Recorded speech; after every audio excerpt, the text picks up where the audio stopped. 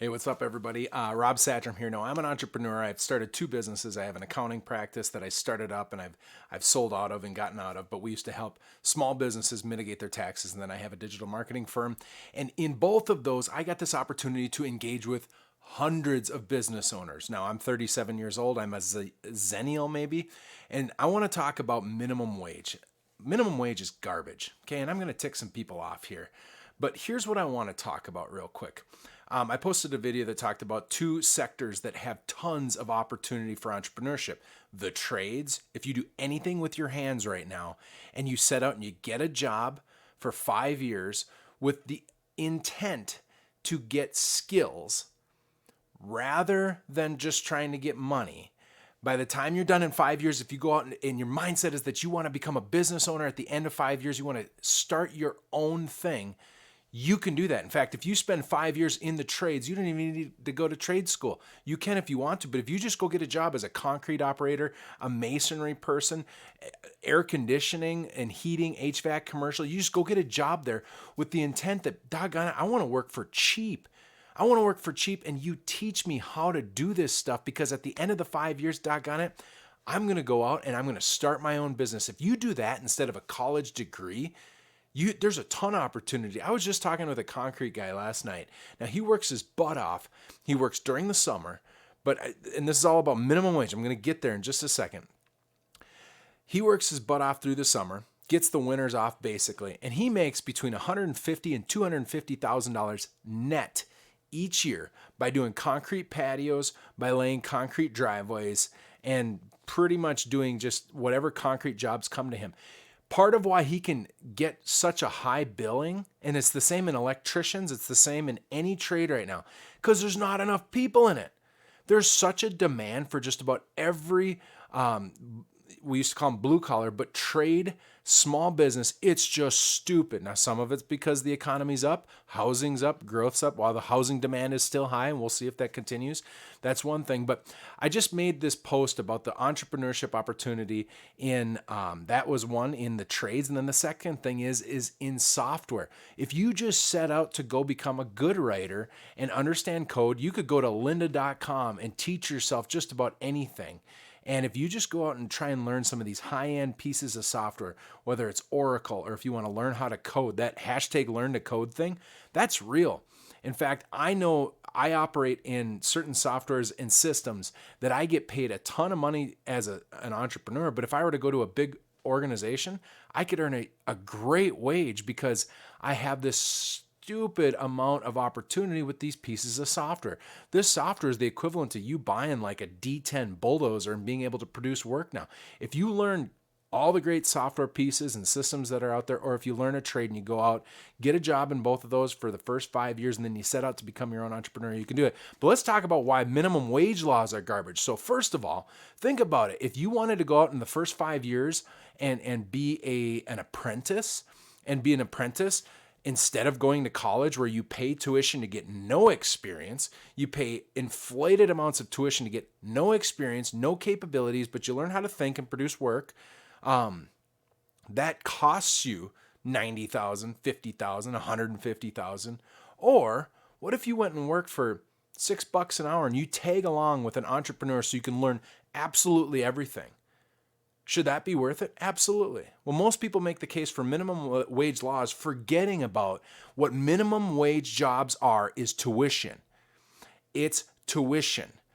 There's very few people that get stuck at minimum wage jobs. If you get stuck in minimum wage jobs, usually it's because you're not using it as a stepping stone for learning the language. You're not, or there are people that are stuck. There are people with, whether you're mentally ill, whether you have some handicaps, like there's definitely a place, but it's a stepping stone in the same way that a cost for college is. You should not be in a minimum wage job for very long. It's tuition. You pay that tuition. You should not get a living wage for adding minimum value. And I know that sounds hard, but that's what it comes down to. People can only be worth the amount of value that they add to an organization. Here's the bottom line of why minimum wage laws are stupid. As an entrepreneur and a business owner who's worked in a business, I would never hire someone and pay them a wage for more than the value that they add within the organization that I can bill and generate.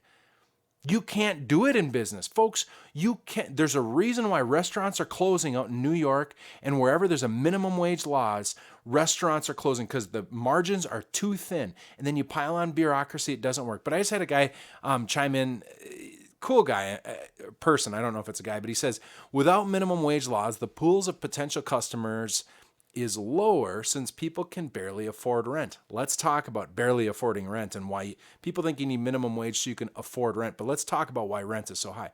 Living wages stimulate the economy and is good for business owners in general. No, it's not, because you're paying higher than the value. Here's the dirty secret, folks. If you go out and you negotiate well, either with anybody, go out and negotiate well your value and then prove it, then you'll get exactly what you're worth. And what people don't know is they don't know how to negotiate. They don't know how to portray their value proposition. They don't know how to position themselves into sectors and industries where that value proposition is going to be worth more. You have to be in industries where there's actually good high profit. So you should start positioning yourself there. So that's the second thing, is that, the first thing is that minimum wage jobs are meant to be a stepping stool. Why aren't people complaining that no matter what, it's the tuition you pay. You pay tuition when you're in a minimum wage job, but you're still getting paid. If you stay stuck there, that means that you're not using it as a stepping stone, and that's the first flaw. The second thing is they're in industries that don't make enough profit.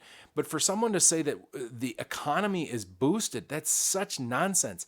The economy is only boosted when more value is being added into the economy overall. And I want to talk about rents real quick. Look at this. This is one of the best images that we can look at. Now, this is from the AEI. This is a pretty conservative, liberty-leaning organization, so people will complain about this. But what this is it's the inflation index, okay? So right here we have overall inflation. Here's 0%. Now, take a look at what happens. Hospital services flying through the ceiling.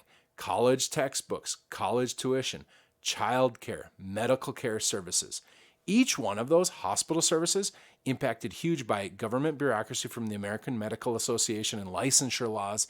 And then you have the Affordable Care Act. You have all of these laws breaking down who can actually provide those services. Where there's bureaucracy and government spending, you don't have to be a Democrat or a Republican to believe this. This is just true. Hospitals and healthcare, full of bureaucracy and government spending. You have Medicare and Medicaid, the two biggest they're the two biggest providers besides insurance companies of paying the bills for these services. And look at, you have a doubling. Since 2007, we've darn near doubled, or we have a 150% increase in hospital services. College textbooks, all college tuition and college textbooks, guess what they're paid for? They're paid for by using funny money of federally backed subsidized loans. It is funny money. There's false value being added in the market, and we're having runaway inflation. Childcare, medical care services, runaway inflation. Wages is a little bit above. Housing, and that's where you say what rent is. You know why we have a rental crisis in America? Is because right now we have folks advocating for the renter by placing rent stops, by forcing rental rates, and making it very difficult for people to launch out and be landlords. Here's the dirty little secret. There's only as much housing for rent as there are people and organizations willing to take the risk to buy a property and rent it out.